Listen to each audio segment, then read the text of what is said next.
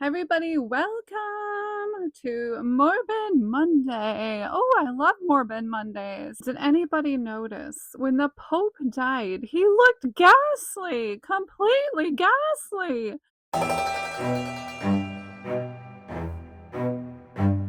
Did anybody notice that it just did not look right? And then it got me thinking, did the Pope explode? Has there ever been a Pope that exploded? I mean, why, yes, a matter of fact, there was a Pope that exploded.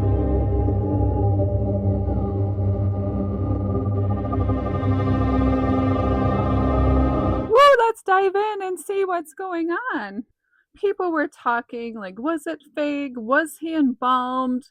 Was he not embalmed? Now, he did say that he wanted to have a natural burial, so I think that was a little too natural. So I'm just going to do this series and talk about things that I am thinking about. What? Oh, you never know what I'm thinking about over here. It's usually something strange. And obviously that got me to thinking, oh, something just touched me.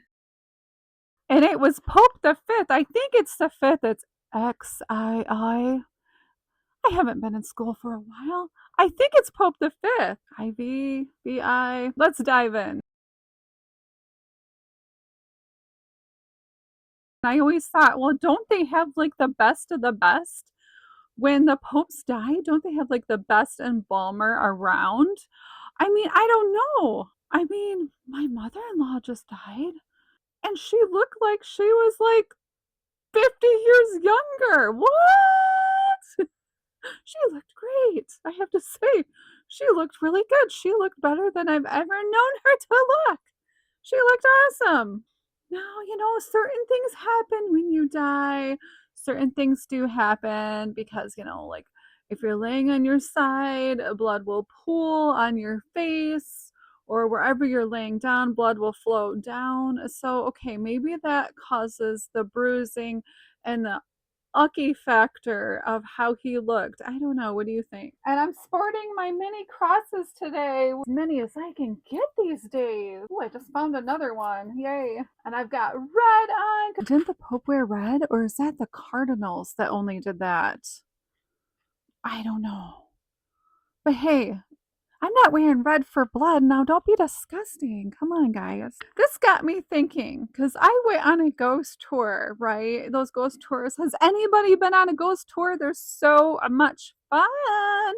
And I went on this ghost tour and they were like, guess what happened at this church? And they were saying the priest literally exploded. What?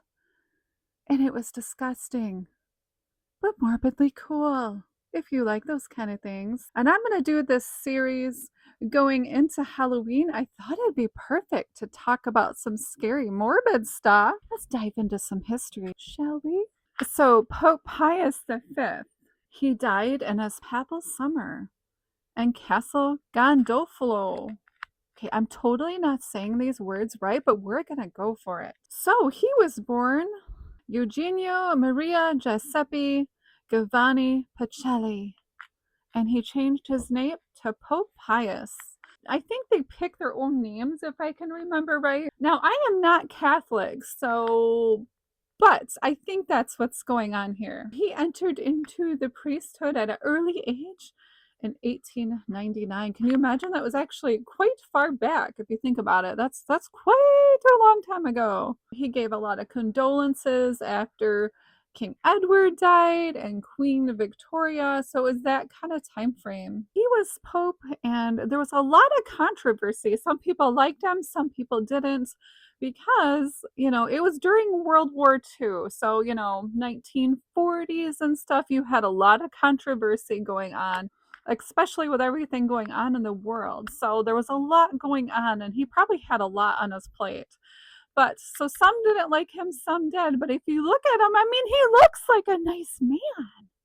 He looks like a nice man to me. He was a major supporter of peace, and his motto that he had was all about peace.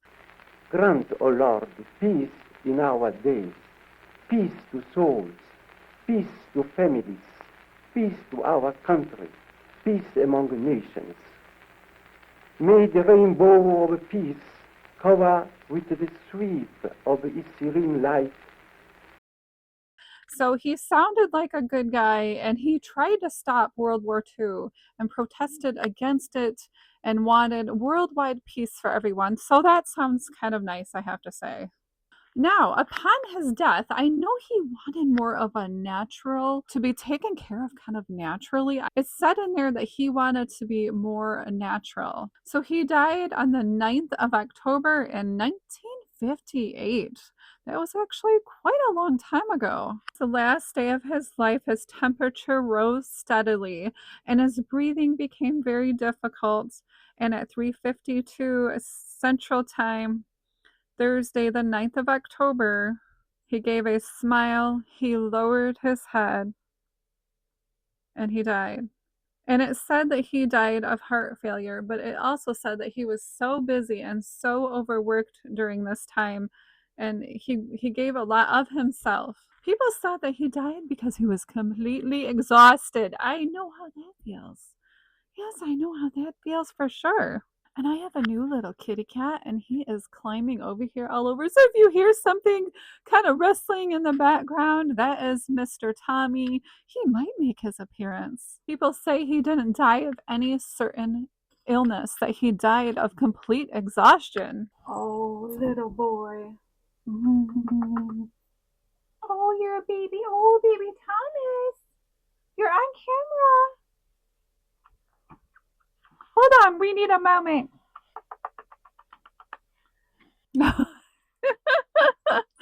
Okay. He's mommy's baby. So his doctor actually prepared his body for him. Riccardo Galenzi Lissi?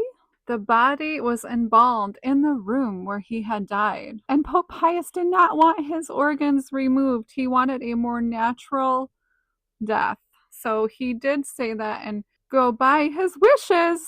However, that's not typical. That's not a typical embalming. He wanted to preserve his body in the natural state it is. So he made a system of his own with oils. Hey, I like oils. Now I'm kind of grossed out. Oh. Okay, so he made a system of oils and like resins, kind of like what the body of Christ was preserved in. However, I mean, just think about it. It's Rome. It's hot. It's kind of getting into fall, but it's still pretty warm in Rome. And what happens when it's warm in Rome and you have a dead body?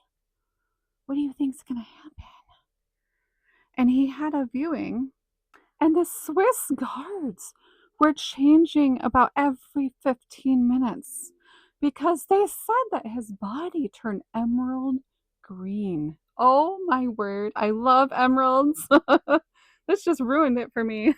And the smell of the chemicals and the resins caused the eyes of the noble guards to water. That's right. There was a funeral procession. His doctor had sealed his body and wrapped it tightly with all these like essential oils that he thought would help and preserve his body for his showing to the people, because the people really wanted to see their pope, which is understandable. But it failed. It failed very wrong. It failed so wrong. It was really wrong. It was a bad day. The gases started building up. They failed and they failed in a big dead way. They failed and they failed in a really big way. The organs began to break down. His body started to putrefy. And I can't even imagine being there. I mean, you want to see the Pope and you want to pay your last respects. When you have a funeral, you want to see them at their best and have that nice memory. And that did not happen. And gases were building up and building up and building up in his dead body. And I mean, think about it. He was not refrigerated. He wasn't refrigerated at all. And it was a hot summer day in Rome. And he was lying in state for 4 days in the hot heat. And the cellophane that his doctor had wrapped him in became undone. Oh no. Do you know where this is going? And his chest cavity and his abdomen exploded! What? Oh!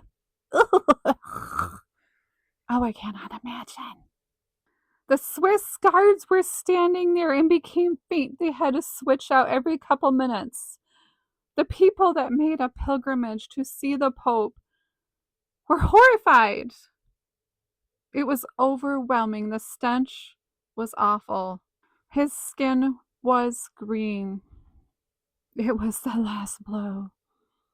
Well, I didn't even mean to say that. It was definitely a bad blow. So without the proper embalming, your body creates like this methane gas that just keeps building up. That's why we have embalming. His mouth started opening. He was starting to resemble a zombie. Oh my goodness, this poor Pope. Oh my. Let's just say this doctor was not invited back for another embalming of another Pope. No way. This went very, very bad. And they had fired him after this from being the director of the Vatican. Thank goodness. And there's even an article out there where the Pope's physician was banned from selling his death material because I think he liked the limelight, and usually with stuff like that, you would think it'd be like hush hush, but no, he actually tried to make himself known from this. He was banned from selling things, newspaper articles, or goodness, we don't need to see the photographs. No. He was also banned from practicing medicine in Italy. He was accused of seeking for profit. Okay, well, hope you enjoyed my little Morbid Monday. And that's why we have embalming today. Thank goodness for that. Good thing that we can actually see our relatives usually one last time, most of the time. Of course, there are some different instances, but most of the time we can have, we go to a funeral home and we have our loved ones taken care of so we can say goodbye to them in a nice manner, which I have recently done with a relative of mine. And yeah, that memory is way nicer than what the Pope had. Thank goodness modern medicine has changed. Well, thanks everybody. Make sure to like and subscribe and leave a comment after. Do you like my Morbid Mondays? Hopefully, I'll be able to keep this up through Halloween. I'm definitely enjoying this because, my mind is always kind of morbid. Have a great day, everybody. Bye. Almighty and eternal God, with our whole soul, we thank Thee for the great gift of the Holy Year. Heavenly Father, Thou who seest all things, who searchest and dost guide the hearts of men, make them responsive in this time of grace and salvation to the voice of Thy Son. May the Holy Year be for all men a year of purification and sanctification, of interior life and reparation, the year of the great return and of the great pardon. Bestow on those who are suffering persecution for the faith Thy spirit of fortitude to unite them inseparably with Christ and His Church. Protect, O Lord, the vicar of Thy Son on earth, together with all bishops, priests, religious, and all the faithful. Vouchsafe that all, both priests and the laity, the young, the mature, and the old, intimately in thought and affection, may become as a solid rock